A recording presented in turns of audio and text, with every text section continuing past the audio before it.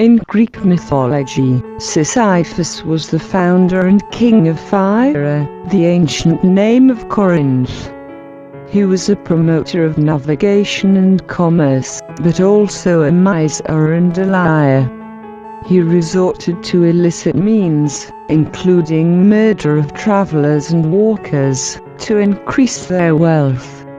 From the time of Homer, Sisyphus was reputed to be the most cunning and wise of men. When Thanatos went to look for him, Sisyphus put him in shackles, so no one died until ours came, freed Thanatos, and put Sisyphus in his custody in the underworld. But Sisyphus had not yet exhausted all his resources. Before he died, he told his wife that when he left he would not offer the usual sacrifice to the dead, and he did so.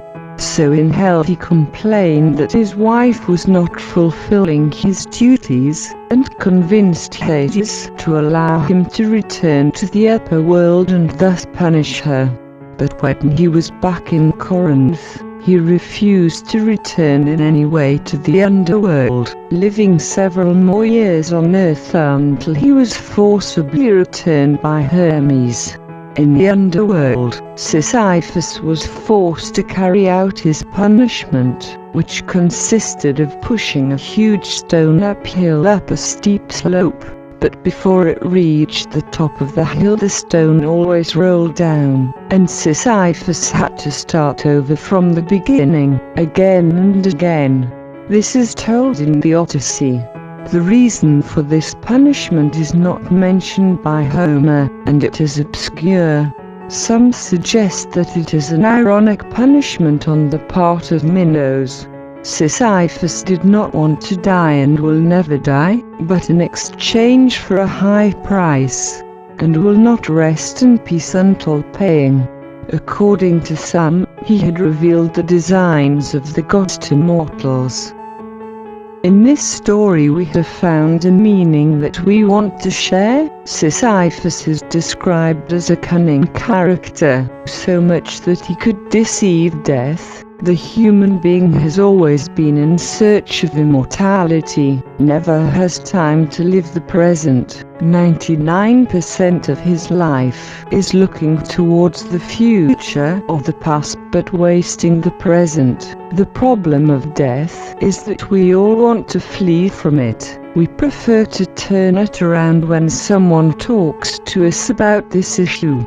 When death in ancient cultures it was seen as a simple transition of existence. Now we have a lot of fearful people that flee from death. Pay close attention when talking about this topic. The environment becomes uncomfortable and the faces begin to harden. It seems that the death is sadness. Things are as you want to see them, have successfully modified our thinking, and now we fear the transition. This myth shows us as Sisyphus, instead of accepting the yet, sought by all means the power to evade it.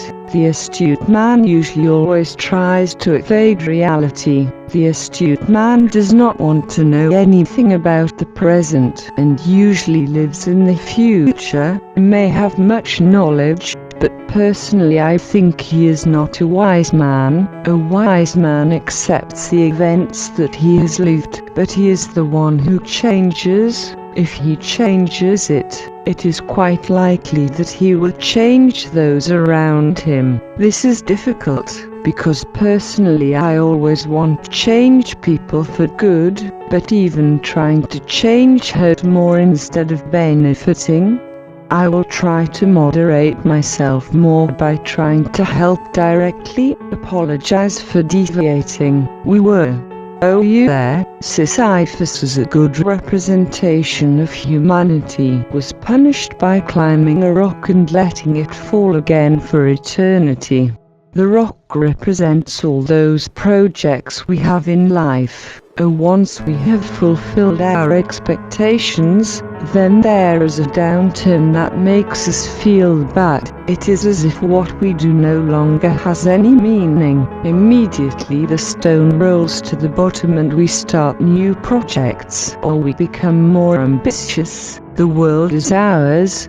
We go for more. We are always seeing the top. We carry quite heavy projects. We do not realize that we can be happy without trying so hard. That is our punishment when trying to avoid something as natural as death. Our punishment. It is not living life, not living in the present. Our punishment is always to be carrying something very heavy, repeating ourselves constantly that what we do, it will be worth it to reach the top. But they have blindfolded us to see only a panorama that we cannot touch. We do not want to know anything about the present. We just want to reach the top. The present that is constituted by a project or work. We do not know how to value it. We do it by commitment. We do it because it is what will take us to the top. But we do not do it because we love it. If we loved that stone, believe me, we would not be in hell, because we would work for love, and we would be redeemed at every moment, leaving us at all times the fullness of always being on top. The mountain is an illusion, and the less you like what you do, you will see it much higher and with a rather sinuous slope. The stone will always leave you panting, and whenever you finish that project, your eyes will see how the stone will go downhill to go down, push it back towards a false top. In any case, physical death will come sooner or later, but the death of the spirit, that death, dear friends, is what many are unaware of, because their spirit is imprisoned in a body that desperately wants to leave a hell that is constantly repeated. Become aware of the present. Do what you're doing. If you are watching this video, watch this video. If you are preparing a sandwich, prepare a sandwich with your conscience in it and thank that food that will nourish you and give you energy. If you are reading, read with all your attention, enray it in the here and now.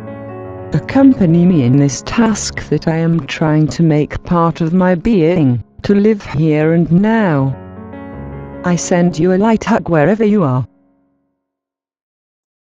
We are a channel which exposes themes from many areas converted into satire or sagas, but above all, those who are focused on a probable bleak future. We analyze songs and films with the aim of informing and sharing knowledge. The videos that we make will take Leon and I according to the theme.